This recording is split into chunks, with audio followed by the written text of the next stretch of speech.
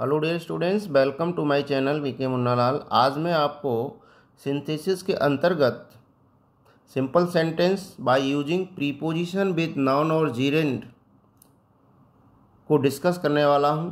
Students, यदि अभी तक आप मेरे चैनल पर नए हो तो चैनल को सब्सक्राइब अवश्य कर लें, जिससे आप मेरे आने वाले हर वीडियो का नोटिफिकेशन प्राप्त कर सकें। तो आइए शुरू करते हैं। Simple sentences bye using preposition with noun और जीरेंड। सबसे पहले हमें ये ध्यान रखना होगा कि सिंपल सेंटेंस क्या होता है। सिंपल सेंटेंस वह होता है जिसमें वन सब्जेक्ट और वन फाइनाइट वर्ब होती है। इस टॉपिक में तीन बातें बताई गई हैं, प्रीपोजिशन, नाउन और जीरेंड। हम तीनों को संक्षेप में समझ लेते हैं। प्रीपोजिशन क्या होता है? अ वर्ड और phrase that is used before a noun और pronoun to show place, time, position etc, अर्थात समय, संबंध, साधन आदि को दर्शाने वाले कारक जैसे बाई है, विद है, ऑन है, आफ्टर है, बिफोर है, ऑन अकाउंट ऑफ है etc, ये सभी प्रीपोजिशन कहलाते हैं। नाउन बहुत सरल है, जिसे सभी जानते हैं। किसी भी नाम वाले शब्द को नाउन कहा जाता है, जैसे राम है, चेयर है, ऑनेस्टी है। अलग अलग प्रकार की संज्ञाएं होती हैं जिन्हें हम संज्ञा के अंतर्गत पढ़ते हैं। यहाँ पर हमें ध्यान देने की बात यह है कि we can use only abstract nouns only to combine simple sentence. हम यहाँ पर केवल जो अमूर्तवाची संज्ञा है उसका प्रयोग ही सिंपल सेंटेंस बनाने में करते हैं। अब देखते हैं जीरेंड क्या होता है। A noun ending ing that has been made from a verb. वह संज्ञा जिसके अंत में ing लगा होता है और क्रिया से बनाई जाती है, जैसे jump plus ing jumping, singing etc। अर्थात जीरेंड वह होता है जब क्रिया की फर्स्ट फॉर्म में ing लगा हुआ हो और वह नाउन का कार्य करे। अर्थात क्रिया की फर्स्ट फॉर्म में ing लगाए हुआ रूप नाउन का कार्य करे, तब वह जीरेंड कहलाता है। अब इनके प्रयोगों को हम देखते हैं। प्रयोग फर्स्ट, अर्थात पहली बात हमें ये ध्यान देना है कि जब हम सिंपल बनाएंगे तो दोनों वाक्यों में से एक ऐसी क्रिया को, ऐसी वर्ब को हटाएंगे जिससे वाक्य के अर्थ में कोई बदलाव ना हो, अर्थात वाक्य का भाव न बदले, वाक्य का अर्थ न बदले। वाक्य के भाव के अनुसार प्रीपोजिशन का प्रयोग हम निम्न प्रकार से करते हैं। जैसे उदाहरण देखते हैं, माई ब्रदर इज इल, मेरा भाई बीमार है। ही हैज़ लाइट फीवर, उसे हल्का बुखार है। इस सेंटेंस को हम विद से जोड़ते हैं।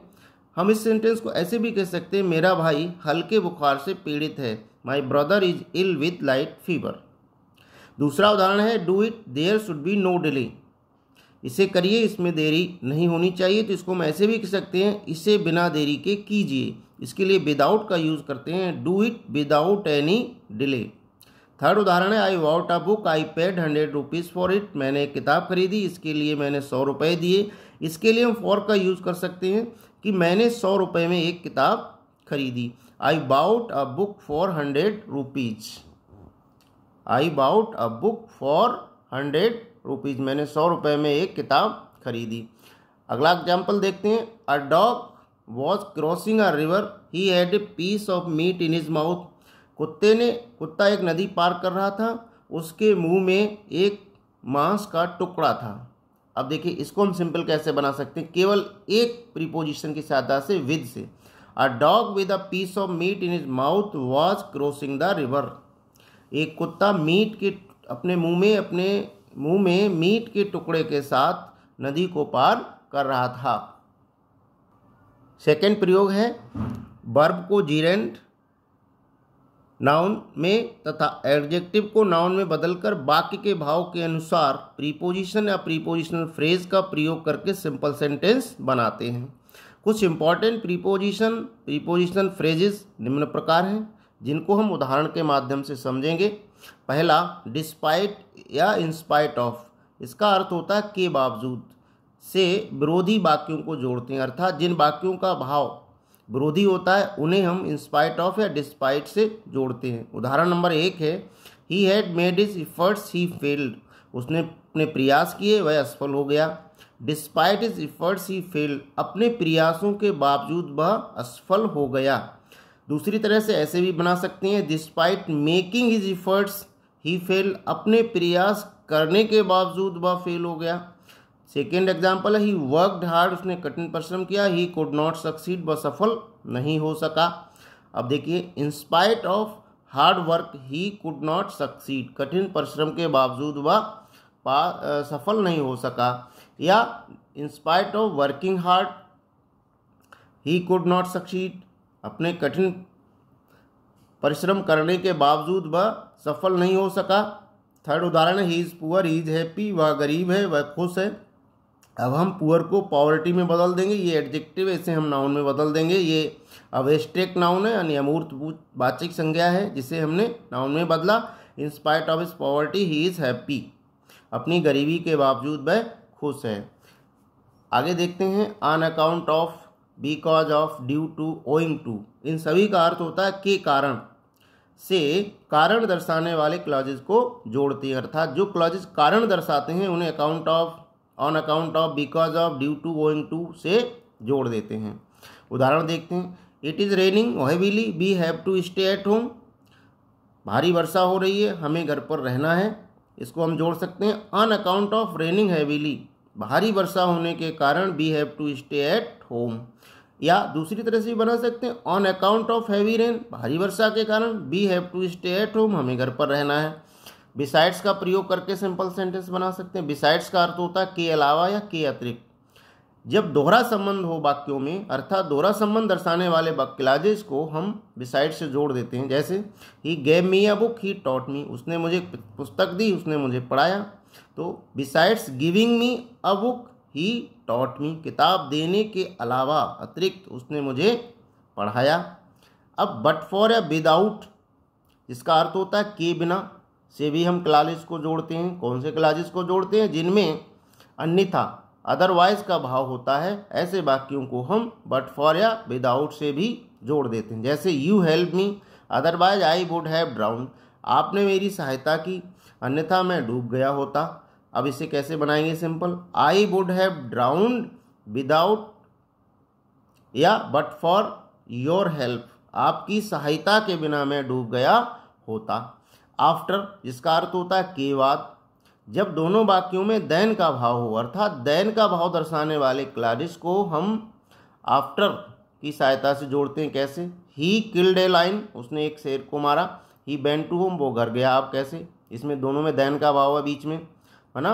शेर को जब उसने मारा इसके बाद, मतलब शेर को मारा तब वह घर गया। तो after killing a lion he went to home, शेर को मारने के बाद वह अपने घर गया। ऑन का प्रयोग करके, her husband died, she hear the news, she fainted, ये बड़ा इंपॉर्टेंट सेंटेंस है, कई बार बोर्ड में पूछा गया। तो हम ऑन का प्रयोग करके कैसे सिंपल बनाएंगे, on hearing the news of her husband's death. अब इस डाइड को हमने क्या किया, नाउन में चेंज कर दिया। On hearing the news of her husband death she fainted, अपने पति की मृत्यु की खबर सुनकर वह बेहोश हो गई। अब बिफोर, इसका अर्थ होता है से पहले। The moon rose his journey had not ended, moon माना चांद निकले आया, उसकी यात्रा समाप्त तो नहीं हुई। अब हम इसने क्या करेंगे, जो एंडेड वर्ब है उसको एंड नाउन में चेंज कर देंगे। The moon rose before the end of his journey, उसकी यात्रा के समापन से पहले चांद निकल आया। बाई का प्रयोग करके, बाई, सी लाफ्ड लाउडली, वह जोर से हंसी। ही वॉज एनॉयड, वो नाराज़ हो गया। अब हम क्या करेंगे, जो लाफ्ड है वर्ब उसको हमने क्या बनाया है नाउन में, he was annoyed by her loud laughter, उसकी जोर की हंसी से वो नाराज़ हो गया। ऑफ का प्रयोग करके, I was sad, she took no notice, मैं दुखी था उसने कोई ध्यान नहीं दिया। अब इसे कैसे सिंपल कर देंगे, she took no notice of my sadness, उसने मेरे दुखी होने पर ध्यान नहीं दिया। फॉर का प्रयोग करके, I thanked him he had helped me, मैंने उसे धन्यवाद किया उसने मेरी सहायता की थी। अब इसे हम ऐसे भी कह सकते हैं, I thanked him for helping me. अब जो हेल्प है इसको हमने जीरेंड का रूप दिया, मैंने उसको मेरी सहायता के लिए धन्यवाद किया। इस प्रकार से विभिन्न prepositions, preposition phrases and nouns की सहायता से हम सिंपल सेंटेंस बना सकते हैं। स्टूडेंट्स, यदि आपको ये वीडियो पसंद आया हो तो लाइक कीजिएगा, शेयर कीजिएगा। Thanks for watching.